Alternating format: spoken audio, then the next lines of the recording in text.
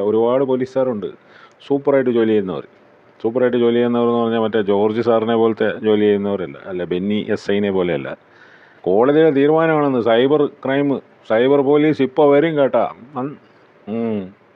ഇയാൾ ആരുമാണ്?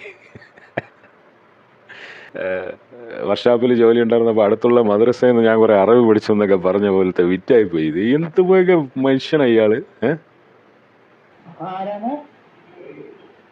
എനിക്കൊരു miss call വന്നോണ്ട് ഞാൻ തിരിച്ചു വിളിച്ചാണ് കേട്ടോ. അതെ, അത് അറിയാമല്ലോ. പിന്നെന്തിനാണ് ആരാണെന്ന് ചോദിക്കുന്നത്? അല്ല സാർ, ഞാൻ 2 നമ്പറിൽ വിളിച്ചതാണ്. ശരി, പറഞ്ഞു. ആരാണ്, എവിടുന്നാണ്? ഞാൻ സാർ തിരുവനന്തപുരത്ത് നിന്നാണ് വിളിക്കുന്നത്. തിരുവനന്തപുരത്ത് എവിടെ? തിരുവനന്തപുരത്ത് ഊരത്തമ്പലത്ത് നിന്നാണ്. ഊരുട്ടമ്പലം. പറഞ്ഞോ, എന്തായിരുന്നു? സാറിന്റെ ഏറ്റവും അടുത്ത സുഹൃത്തായ രാഘം രാധാകൃഷ്ണൻ. ഹലോ, കേൾക്കണ്ട. സുഹൃത്താ? ഏത് സുഹൃത്ത്? സുഹൃത്ത്? അല്ല, സുഹൃത്തിനൊക്കെ ഒരു അർത്ഥമുണ്ട്. ഞാനിത് അങ്ങോട്ട്, ഇത് എന്റെ നമ്പർ ഉണ്ടല്ലോ, സൈബറുമായിട്ട് കണക്ട് ചെയ്തിരിക്കുകയാണ്. കോടതിയുടെ തീരുമാനമാണ്, സൈബറുമായിട്ട് കണക്ട് ചെയ്തിരിക്കുകയാണ്.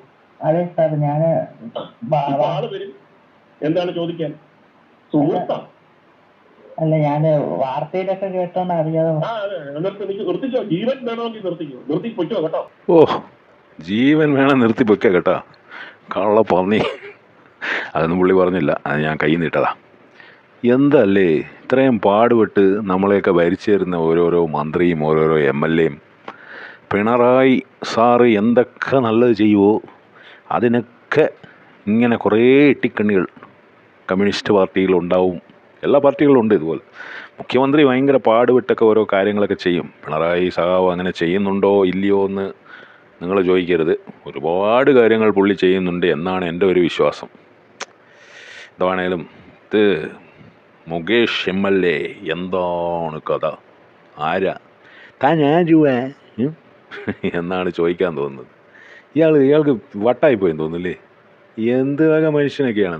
അപ്പോൾ ഇതുപോലെയാണ് സാധാരണ സംസാരിക്കുക. ഈ പയ്യൻ്റെ സംസാരമൊക്കെ ഇങ്ങനെ ഒരു പാവത്താനെ പോലെ സംസാരിക്കുന്നതുകൊണ്ട് ഉടനെ ജഡ്ജ്മെൻറ്റാണ്. നമ്മുടെ ആൾക്കാരറിയാമല്ലോ, ഫോണിലൊക്കെ ആൾക്കാരുടെ വോയിസ് വെച്ചിട്ടൊക്കെ ഇങ്ങനെ ജഡ്ജ് ചെയ്ത് കളയും. ഉടനെ അവിടെ അവൻ ഒരു പാഴാടെ, അവൻ വേസ്റ്റ്. ആൾക്കാരുടെ സൗണ്ട് വെച്ചൊക്കെയാണ് ആൾക്കാർ എങ്ങനെ ഹലോ പറയുന്നു, ഇതൊക്കെയാണ് ആൾക്കാർ ശ്രദ്ധിക്കുക.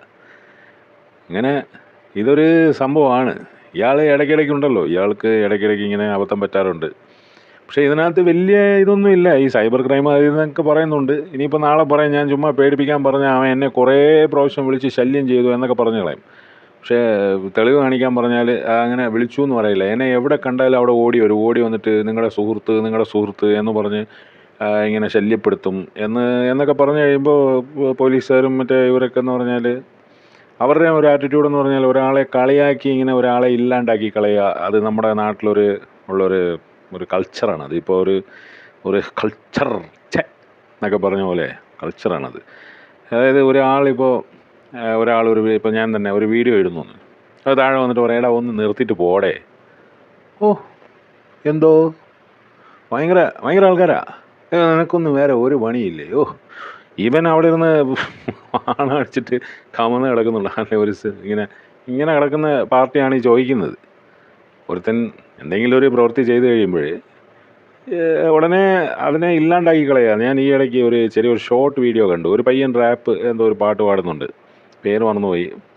അപ്പോൾ നമ്മുടെ തൊപ്പി റിയാക്ഷൻ വീഡിയോ കേട്ടോ. റിയാക്ഷൻ വീഡിയോയിൽ ഇങ്ങനെ ഇരിപ്പുണ്ട്, നിർത്തിയിട്ട് പൊക്കൂടെ മോനെ, ഇത് നിനക്ക് പറ്റിയ പണിയല്ല കേട്ടോ. ഭയങ്കര ഡയലോഗാണ്, ഭയങ്കര സംഭവമാണ്. അതുപോലെ തന്നെയാണ് ഈ മുകേഷും ഈ വലിയ രാഷ്ട്രീയക്കാരും ഇവരൊക്കെ എന്ന് പറഞ്ഞാൽ നമ്മളെ ആസാക്കി കളയും. നമ്മൾ പോയിട്ടൊരു കംപ്ലൈൻറ്റ് പറയുന്നു, കംപ്ലൈൻറ്റ് അത് പ്രോപ്പർ ചാനൽ. ഈ പയ്യൻ ആൾ മിടുക്കനാ. ഈ പയ്യൻ എന്ന് പറഞ്ഞാൽ ഇവൻ്റെ പുറകിൽ ആരെങ്കിലും ഉണ്ടോയെന്നറിയില്ല, ആരെങ്കിലുമൊക്കെ ഇവന് ഐഡിയ പറഞ്ഞു കൊടുക്കാനുണ്ടോയെന്നറിയില്ല. എന്താണെങ്കിലും ഇവൻ ചെയ്തതൊക്കെ സൂപ്പറാണ്. ഇവൻ ഈ റെക്കോർഡ് ചെയ്തിട്ട് ഈ സംഭവം ഇത് പുറത്തു വിട്ടതെന്ന് പറഞ്ഞാൽ ഇത് നല്ലൊരു പരിപാടിയാണ്. പക്ഷേ ഇത് ആൾക്കാർ അംഗീകരിക്കുമോ എന്തോ എന്നൊക്കെ പറയുന്ന പോലെ ഇത് ഇനിയിപ്പോൾ എന്തായിത്തീരുമെന്നറിയില്ല.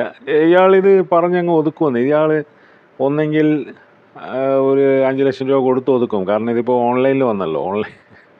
ഓൺലൈൻ മീഡിയയിൽ 5 ലക്ഷം രൂപ എന്ന് പറയുന്നത് ഒന്നുമല്ല. ഇയാൾ കൊടുത്ത് ഒതുക്കുക തന്നെ, അയ്യോ ഇത് പ്രശ്നമായിപ്പോയി കേട്ടോ എന്നുള്ള രീതിയിൽ അതിങ്ങനെ വിടും. അല്ലെങ്കിൽ ഇയാൾ വേണേൽ പറഞ്ഞു കളയും. അവൻ എന്നെ കുറേ പ്രാവശ്യം എന്നെ എവിടെ കണ്ടാലും ഓടി വരുമെന്ന്, ഓടി വന്നിട്ട് നിങ്ങളുടെ സുഹൃത്ത് അവൻ എൻ്റെ സുഹൃത്തൊന്നുമല്ല, അവൻ ഒരു കള്ളനാണ്, അവൻ കുറേ ആൾക്കാരെ പറ്റിച്ചെന്നൊക്കെ പറഞ്ഞ ആൾക്കാർ വന്ന് എൻ്റെ അടുത്ത് കംപ്ലയിൻറ്റ് പറഞ്ഞിട്ടുണ്ട്. ഞാൻ അവനെ അടുപ്പിക്കാറില്ല, അവൻ ഭയങ്കര കള്ളനാണ് എന്നുള്ള രീതിയിൽ പുള്ളി ഇതങ്ങ് പറഞ്ഞ് ഇത് മാറ്റി. ഇത്രയേ ഉള്ളൂ. നമ്മുടെ നാട്ടിൽ ഒരു കംപ്ലയിൻറ്റ് ഒരു കാര്യങ്ങളൊക്കെ വന്നു കഴിഞ്ഞാൽ, ഞാൻ നാട്ടിലെ പോലീസിനെ അടിച്ച് കുറ്റം പറയുമെന്നല്ല, ഒരുപാട് പോലീസുകാരുണ്ട് സൂപ്പറായിട്ട് ജോലി ചെയ്യുന്നവർ എന്ന് പറഞ്ഞാൽ മറ്റേ ജോർജ് സാറിനെ പോലത്തെ ജോലി ചെയ്യുന്നവരല്ല, അല്ല ബെന്നി SIനെ പോലെയല്ല, സൂപ്പറായിട്ട് ജോലി ചെയ്യുന്ന ഒരുപാട് ആൾക്കാരുണ്ട്. ആ ഒരുപാട് ആൾക്കാരുള്ളതുകൊണ്ടാണ് നമ്മുടെ കണ്ണൂർ സ്കൂളിലെ അച്ചായനെ പോലെ ജോലി ചെയ്യുന്ന ഒരുപാട് ആൾക്കാരുണ്ട്. അങ്ങനത്തെ ജോലി ചെയ്യുന്ന ആൾക്കാരുള്ളതുകൊണ്ടാണ് നമ്മൾ സമാധാനത്തിൽ കിടന്നുറങ്ങുന്നതും കാര്യങ്ങളൊക്കെ അവരൊക്കെ ഉള്ളതുകൊണ്ടാണ്. അത് എനിക്ക് വലിയ വിശ്വാസമാണ്. അല്ലാതെ മൊത്തം പോലീസുകാർ എല്ലാവരും തെണ്ടികൾ എന്നൊന്നും ഞാൻ പറയില്ല. എല്ലാ മന്ത്രികളും ഇതുപോലെ ഒന്നല്ല, ഈ മുകേഷ് പോലെ ഒന്നല്ല. ഈ ഊളി വർത്താനം എന്നൊക്കെ പറയുന്ന പോലെ. കോടതിയുടെ തീരുമാനമാണെന്ന്. സൈബർ പോലീസ് ഇപ്പോൾ വരും കേട്ടാ. ഇയാൾ ആരും അടേ ഇത് മുത്താരംകുന്ന് പിയോ എന്തോ അങ്ങനെ കുറേ സിനിമയൊക്കെ ഉണ്ടല്ലോ ആ സമയത്ത്. മറ്റേ ജംഗ്ഷനിൽ കിടന്ന് കറങ്ങാറില്ലേ പണ്ട് വർക്ക്ഷോപ്പിൽ ജോലി ഉണ്ടായിരുന്നപ്പോൾ അടുത്തുള്ള മദ്രസയിൽ നിന്ന് ഞാൻ കുറേ അറിവ് പിടിച്ചു എന്നൊക്കെ പറഞ്ഞ പോലത്തെ വിറ്റായിപ്പോയി. ഇത് എന്ത് പോയൊക്കെ മനുഷ്യനാണ് ഇയാൾ.